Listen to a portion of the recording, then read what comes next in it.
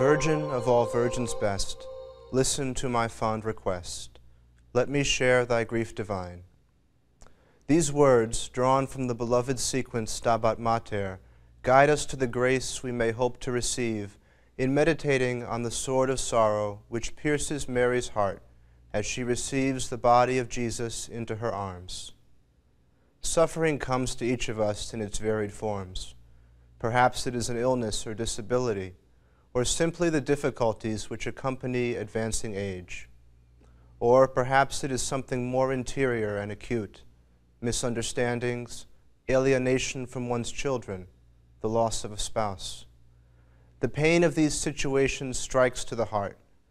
In times of great suffering, we look for some sort of purpose which might give meaning to what otherwise would seem to be an inexplicable and inescapable affliction. By her own example, our Blessed Lady shows us the shape of meritorious suffering beneath the shadow of the cross. Cradling the body of her beloved Son in her arms, Mary joins herself to the sacrifice which Jesus offered to the Father on the altar of the cross. Mary's love for God was so pure and free that she was willing to refuse him nothing, even the supreme sacrifice of her Son. Our Lady also embraced the consequences which followed from this offering, namely the dreadful and mysterious suffering which would transfix her immaculate heart as she beheld the pierced and immolated body of her dear Jesus.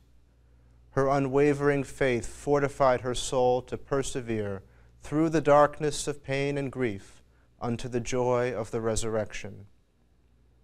Let us then ask Mary, our Mother, to draw near in our times of suffering with her powerful intercession.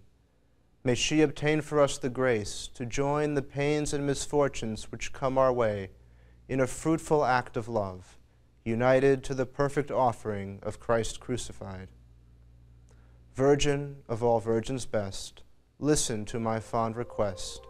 Let me share thy grief divine. Amen.